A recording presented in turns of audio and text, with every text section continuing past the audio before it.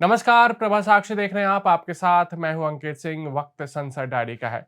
संसद के दोनों सदनों यानी कि लोकसभा और राज्यसभा में आज बजट 2026-27 पर चर्चा हुई। लोकसभा में कई दिनों से जारी गतिरोध आज भी बरकरार रही। हालांकि इन सब के बीच ये चर्चा शुरू हुई है। इस बीच विपक्ष ने लोकसभा अध्यक्ष ओम बिरला के खिलाफ अविश्वास प्रस्ताव का नोटिस भी प्रस्तुत किया है और 118 विपक्षी सांसदों ने नोटिस पर हस्ताक्षर भी किए हैं।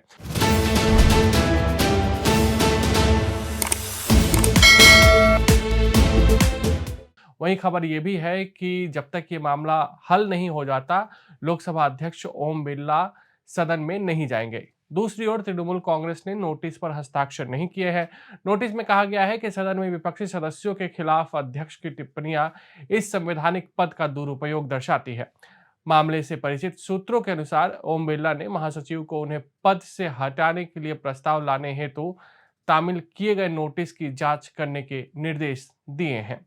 लोकसभा की कार्यवाही। लोकसभा में मंगलवार को कांग्रेस सांसद शशि थरूर ने आरोप लगाया कि वित्त वर्ष 26-27 के बजट में बेरोजगारी को नजरअंदाज किया गया, रहन सहन पर खर्च और असमानता की अनदेखी की गई और आम आदमी की समस्याओं पर कोई ध्यान नहीं दिया गया। उन्होंने सदन में केंद्रीय बजट पर सामान्य चर्चा की शुरुआत करते हुए मिर्जा गालिब के एक मशहूर शेर का उल्लेख करते हुए सरकार पर कटाक्ष किया कि हमको मालूम है जन्नत की हकीकत, लेकिन दिल के खुश रखने को गालिब ये ख्याल अच्छा है।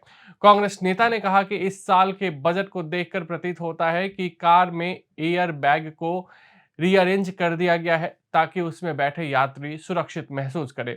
थरूर ने दावा किया कि बजट में बेरोजगारी को नजरअंदाज किया गया, रहन सहन पर खर्च और असमानता की अनदेखी की गई, आम आदमी के संघर्ष पर कोई ध्यान नहीं दिया गया है।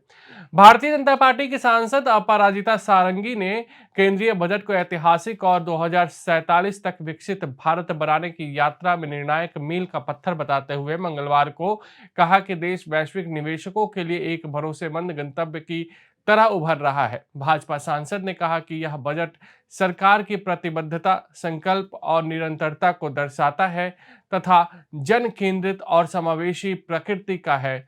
सरकार का लक्ष्य 2047 तक विकसित भारत बनाना है और यह बजट निश्चित रूप से इस लक्ष्य की यात्रा की ओर बहुत मजबूत कदम है। समाजवादी पार्टी के अध्यक्ष अखिलेश यादव ने मंगलवार को दावा किया कि अमेरिका के साथ डील नहीं, ढील हुई है तथा जब इसी तरह का व्यापार समझौता करना था तो फिर 11 महीने इंतजार क्यों कराया।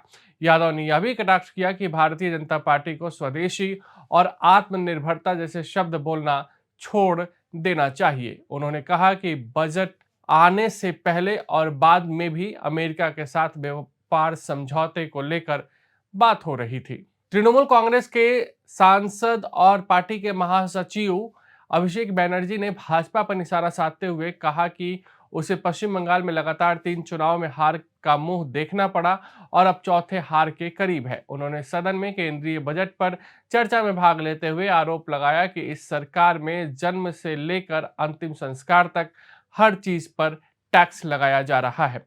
राज्यसभा की कार्यवाही। राज्यसभा में कांग्रेस के सदस्य मुकुल वासनिक ने मंगलवार को सरकार से सामाजिक न्याय पर वार्षिक रिपोर्ट लाने और आर्थिक समीक्षा की तरह ही उसे भी संसद में पेश करने की मांग की। सरकार आम बजट से पहले संसद में आर्थिक समीक्षा पेश करती है।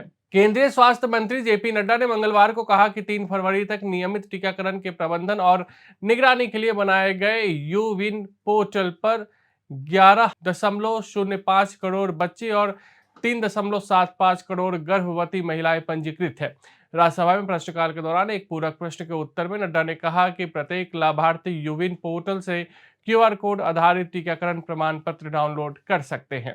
राज्यसभा में मंगलवार को निर्दलीय सदस्य कार्तिकेय शर्मा ने बच्चों के लिए डिजिटल मंच को सुरक्षित बनाने के उद्देश्य से ऑनलाइन गेमिंग के विकास से लेकर स्ट्रीमिंग तक पूरे तंत्र को विनियमित करने की सरकार से मांग की। राज्यसभा में भाजपा सहित सत्ता पक्ष के दलों ने बजट में की गई घोषणाओं को देश की अर्थव्यवस्था के लिए उपयोगी और राष्ट्र निर्माण की दिशा में एक महत्वपूर्ण कदम करार दिया, जबकि शिवसेना ने कहा कि भारत में 2021 से 2024 के बीच निजी निवेश 66% बढ़ा है। उच्च सदन में शिवसेना के मुरली देवड़ा ने आम बजट 2026-27 पर चर्चा को आगे बढ़ाते हुए कहा कि कल पूर्व वित्त मंत्री पी चिदम्बरम ने इस चर्चा को शुरू करते हुए कहा था कि देश में निजी निवेश नहीं बढ़ रहा है और इसे बढ़ाए जाने की आवश्यकता है। हालांकि उन्होंने जोर दिया कि निजी निवेश लगातार बढ़ रहे हैं। अगर आप भी लेना चाहते हैं देश दुनिया की तमाम जानकारी तो आज ही सब्सक्राइब करें हमारे चैनल को। साथ ही नीचे दिए बेल आइकन को जरूर दबाएं ताकि हर अपडेट आप तक पहुंच सके।